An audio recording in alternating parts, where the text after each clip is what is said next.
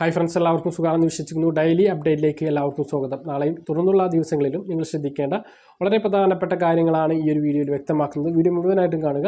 ആദ്യമായിട്ട് കാണുന്ന സുഹൃത്തുക്കൾ ചാനൽ സബ്സ്ക്രൈബ് ചെയ്ത് ബെല്ലൈക്കൺ എനേബിൾ ചെയ്ത് വെക്കുക. കൂടുതൽ ആളുകളിലേക്ക് ഇൻഫർമേഷൻ എത്തിച്ചേരാൻ വേണ്ടി ആദ്യം നിങ്ങളൊന്ന് ലൈക്ക് ചെയ്ത് കാണുക. വീഡിയോയുടെ വിശദമായ വിവരങ്ങളിലേക്ക് വരാം. ആദ്യം റേഷൻ വിതരണത്തെക്കുറിച്ചാണ് പറയാനുള്ളത്.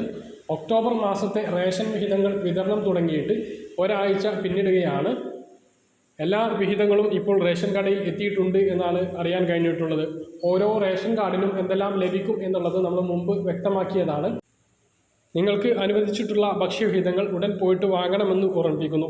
നിങ്ങൾ അറിയാത്തവരാണെങ്കിൽ, അതായത് ഈ മാസം പുതിയ കുറേ റേഷൻ കാർഡുകാർ അങ്ങോട്ടും ഇങ്ങോട്ടും മാറിയിട്ടുണ്ട്.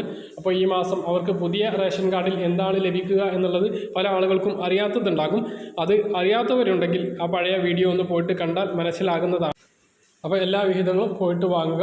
ഇനി ഇന്നത്തെ മറ്റ് അറിയിപ്പുകൾ നോക്കുകയാണെങ്കിൽ, ഇന്ന് സംസ്ഥാനത്ത് 10,944 പേർക്കാണ് കോവിഡ് രോഗം സ്ഥിരീകരിച്ചത്. 12,922 പേർ രോഗമുക്തി നേടി. കഴിഞ്ഞ 24 മണിക്കൂറിലൂടെ 95,510 പേരുടെ സാമ്പിളുകളാണ് പരിശോധിച്ചത്. നിലവിൽ 1,16,645 പേരാണ് ചികിത്സയിൽ ഉള്ളവർ. 120 മരണം കൂടി സ്ഥിരീകരിച്ചതോടുകൂടി മരണനിരക്ക് 26,072 ആയി.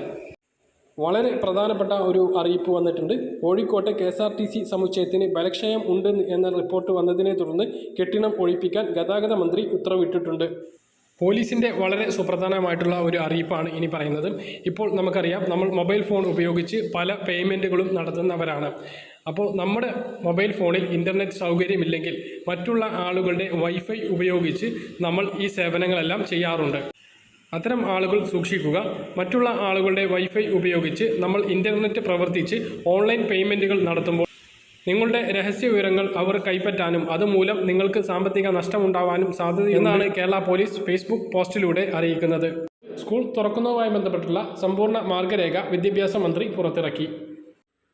പ്രധാന നിർദ്ദേശങ്ങൾ ഇങ്ങനെയാണ്. സ്കൂളുകൾ തുറക്കുമ്പോൾ വിദ്യാഭ്യാസ, ആരോഗ്യ, തദ്ദേശ വകുപ്പുകൾക്കായിരിക്കും പ്രധാന ചുമതല. രക്ഷിതാക്കളുടെ പൂർണ്ണ സമ്മതത്തോടെ മാത്രം വിദ്യാർത്ഥികൾ സ്കൂളുകൾ വന്നാൽ മതിയാകും. പൊതു അവധി ദിനങ്ങളില്ലാതെ ശനിയാഴ്ചകളിലും സ്കൂളുകൾ പ്രവർത്തിക്കും. ആദ്യത്തെ 2 ആഴ്ച ഉച്ചവരെ മാത്രമായിരിക്കും ക്ലാസുകൾ ഉണ്ടാകുക. സ്കൂളിലെ സാഹചര്യം പരിഗണിച്ച് വിദ്യാർത്ഥികൾക്ക് ഉച്ചഭക്ഷണം നൽകുന്ന കാര്യം തീരുമാനിക്കും. വിദ്യാർത്ഥികൾക്ക് മാത്രമായി KSRTC സർവീസ് നടത്തും.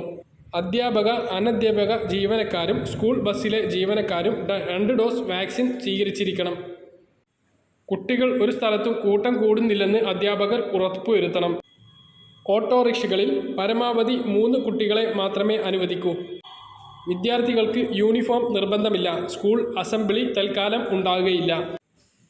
കെട്ടിടങ്ങളുടെ ഉയരം കൂട്ടാനും സ്ഥാനം മാറ്റിവെക്കാനുമുള്ള മെക്കാനിക്കൽ ജാക്ക് ലിഫ്റ്റിംഗ് ടെക്നോളജി ഉപയോഗിക്കാൻ ലഭിക്കുന്ന അപേക്ഷകളിൽ തദ്ദേശ സ്ഥാപനങ്ങളുടെ മാർഗനിർദ്ദേശങ്ങൾ പാലിച്ചുകൊണ്ടേ നിർമ്മാണ പ്രവർത്തനങ്ങൾ നടത്താവൂ എന്ന് തദ്ദേശ സ്വയംഭരണ വകുപ്പ് മന്ത്രി MV ഗോവിന്ദൻ മാസ്റ്റർ പറഞ്ഞു.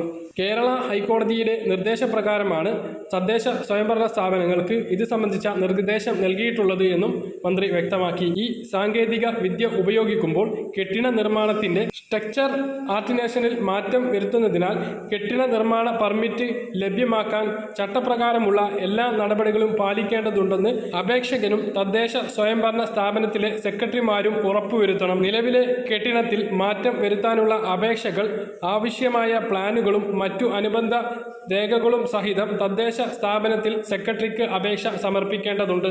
ഇങ്ങനെയുള്ള കാര്യങ്ങൾ ചെയ്യുമ്പോൾ ഈ കാര്യങ്ങളെല്ലാം ശ്രദ്ധിക്കണമെന്ന് തദ്ദേശ മന്ത്രി പറയുന്നു.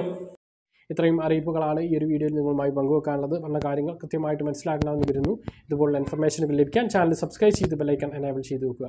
മറ്റൊരു വീഡിയോയുമായി നമുക്ക് വീണ്ടും കാണാം. ഇതുവരേക്കും ബൈ.